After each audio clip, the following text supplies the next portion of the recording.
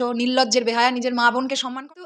এই কি তুমি চিনি এখানে? এই অগা বলছে আমি তো নিজেকে বাদশা মনে করি, মানে শাহরুখ খান নাকি?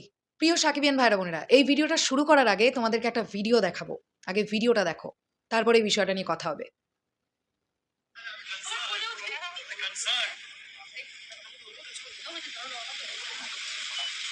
রিসেন্টলি প্রচুর কন্ট্রোভার্সিতে ছিল একজন অভিনেতার জন্য।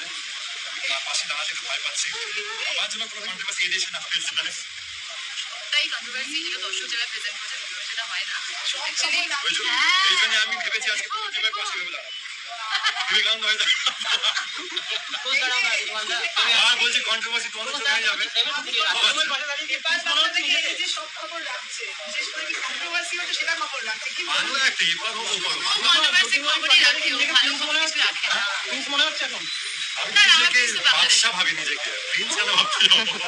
না আমার প্রিন্স বাংলাদেশ, ওটা ওখানে কমপ্লিট করেছি। ইন্ডিয়াতে নতুন কিছু। ফাইন, ভিডিওটা তোমরা দেখলে, মন দিয়ে দেখেছো তো? এবার আমার প্রথম প্রশ্নটা হচ্ছে, এটা কে? মানে এই যে আমরা যে ছেলেটিকে দেখতে পেলাম ভিডিওতে, এটা কে? আমি তো এটাই জানতাম না এটা কে। তারপরে আমি দেখলাম নিচে লেখা আছে, নামটামগুলো একটু সার্চ করলাম গুগলে, গিয়ে দেখলাম একজন টেলিভিশন অ্যাক্টর যার নাম হচ্ছে রেজওয়ান।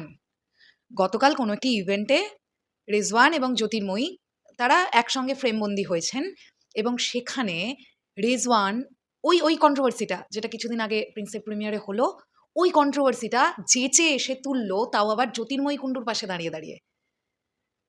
তা আমি একটা জিনিসই বলতে চাই যে ভাই, অকাত মানে আউকাত থাকতে হয় একজনের নামে কিছু বললে অন ক্যামেরা, সেই অকাতটুকুনি আছে?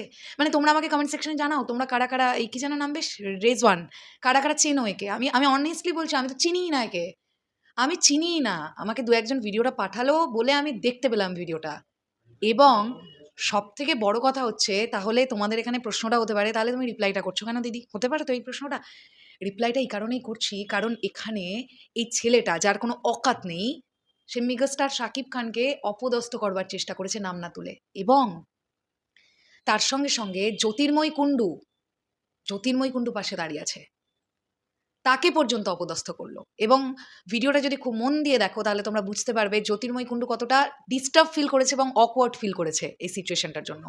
সব থেকে বড় কথা, মিডিয়া বা প্রেসের কিন্তু চুলকুনি হয়নি যে কন্ট্রোভার্সিটা নিয়ে তারা প্রশ্ন তুলবে। জ্যোতির্ময়ীকে সামনে পেয়েছে, তারাও জানে শাকিব খানের নাম তুললেই ভিউজ চটচর করে বাড়বে, তারা কিন্তু করেনি কন্ট্রোভার্সি নিয়ে কোনো প্রশ্ন। তুললো কে? এই যে এই ছেলেটা রেজওয়ান। আসলে বিষয়টা কি জানো, এর একটু ভাইরাল হওয়ার ধান্দা হয়েছে।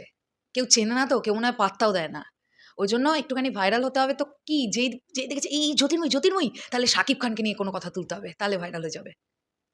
ওই জন্য কি পাবে? কন্ট্রোভার্সিটা পেয়েছে। কত বড় মূর্খ, এরকম করে দাঁড়িয়ে বলছে আমি বিবেকানন্দের মতো দাঁড়াই। বিবেকানন্দ নামটা মুখে নেওয়ার যোগ্যতাটাও মনে হয় নেই। বিবেকানন্দ কে ছিল আগে ভালো করে পড়গে যা। বিবেকানন্দ কেন এভাবে দাঁড়িয়েছিলেন সেটা আগে জানগে যা, তারপরে এরকম করে দাঁড়িয়ে বলবি বিবেকানন্দের মতন দাঁড়াতে হবে, নাহলে কন্ট্রোভার্সি হয়ে যাবে। আর সাকিব ভাইয়ার নামটা মুখে নেওয়ার ক্ষমতা নেই তো, জানে ওখানে তীরের বেগে খিস্তি যাবে। তাই জন্য একজন অভিনেতা বলছে, লোককে কি বোকা মনে হয় নাকি? কেউ কিছু বোঝে না?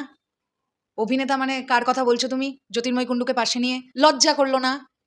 একটা নারীকে ওইখানে দাঁড়িয়ে দাঁড়িয়ে ওইভাবে অপদস্থ করছো, নির্লজ্জের বেহায়া। নিজের মা বোনকে সম্মান করো। নিজের মা বোনকে যদি সম্মান করতে, তাহলে একটা বোনের বয়সী একটা মেয়েকে এইভাবে দাঁড়িয়ে দাঁড়িয়ে ক্যামেরার সামনে ওইভাবে অকওয়ার্ড ফিল করাতে পারতে না, নির্লজ্জের বেহায়া। কিছুদিন আগে পশ্চিমবাংলার একটা অভিনেতা আছে, যে তো একটা পার্টিকুলার সিনেমা স্পেশাল স্ক্রিনিংয়ে ঢোকার সময় জার্নালিস্ট বা মিডিয়ার বন্ধুদের ডেকে বললো, ওই দেখ সাকিব, মানে যেন হচ্ছে চিড়িয়াখানায় কোনো জন্তু দেখেছে, ওই দেখ বাঁদর, ওই দেখ হরিণ, ওই দেখ ভাল্লুক, ওরম করে। তো তারও ধান্দা ছিল ভাইরাল হবে, হয়েও ছিল। সেই সময়ও চুপ করে থাকিনি, প্রোটেস্টটা করেছিল তোমাদের সৃঞ্জয়দা। আর আজকে তো এই কি তুমি চিনিই না? এর সম্পর্কে পড়ে জানতে পারলাম যে দু একটা সিরিয়াল টিরিয়াল করেছে। ভাবুন সাহস কোন পর্যন্ত যাচ্ছে, চিন্তা করতে পারছেন? এতদিন আমরা দেখেছি বাংলাদেশের চুনোপুটি মালগুলো মেগাস্টার শাকিব খানের নাম নিয়ে ভাইরাল হওয়ার ধান্দা করে। এখন ধীরে ধীরে পশ্চিমবাংলায় কিছু গজিয়ে ওঠা চুনোপুটিদের দেখতে পাওয়া যাচ্ছে মাঝে মধ্যে, যারা ভাইরাল হওয়ার জন্য শাকিব ভাইয়ার ইনসিডেন্ট টেনে টেনে আনছে। আর আবারও বলছি, কি নোংরা বাংলাদেশ মিডিয়া। আজকে এই ধরনের অসভ্যতাগুলো এইখানে হচ্ছে ওই সকল কিছু নোংরা মিডিয়াগুলোর জন্য, যারা সেই সময় অসভ্যের মতন প্রেস রিলিজের প্রেস মিটের ওই ভিডিওটাকে প্রেজেন্ট করেছিল। মানে ইয়েলো জার্নালিজমের একটা সীমা পরিসীমা থাকে না? এরা নিজেরাই ভুলে গেছে যে নিজেদের দেশের মেগা স্টারকে রিপ্রেজেন্ট করতে হবে কিভাবে? অসভ্যের মতন রিপ্রেজেন্ট করে। যে কারণের জন্য আজকে এই ধরনের কিছু চুনোপুঁটি মাল তারা সুযোগ পাচ্ছে এগুলো নিয়ে কথা বলতে। আমি খুব হ্যাপি হয়েছি জ্যোতির্ময় কুণ্ডুর ২-১ টা উত্তরে।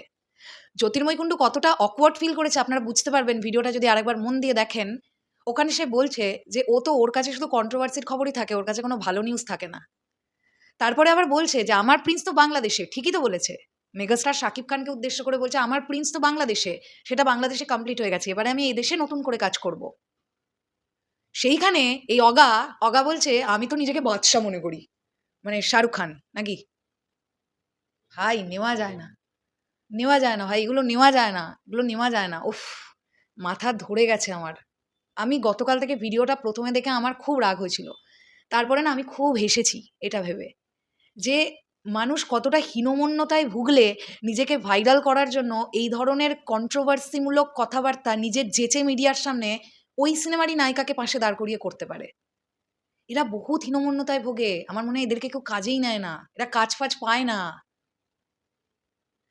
যাই হোক, শেষ করলাম ভিডিওটা। আ তোমাদের কি বক্তব্য এটা নিয়ে অবশ্যই কমেন্ট সেকশনে জানিও। মেগাস্টার শাকিব খানকে নিয়ে যখনই কেউ কোনো রকমের আজে-বাজে কথা বলেছে, আর কোনো চ্যানেল থেকে আসুক না আসুক, শরৎ মিউজিক ভেঞ্চার্স থেকে প্রোটেস্ট এসেছে। এখনো আসছে, ভবিষ্যতেও আসবে। কারণ আমরা জানি মানুষটা কেমন। তো ওই মানুষটাকে নিয়ে কোনো কাদা ছোড়াছুড়ি মেনে নেব না ভাই। স্পষ্ট কথা।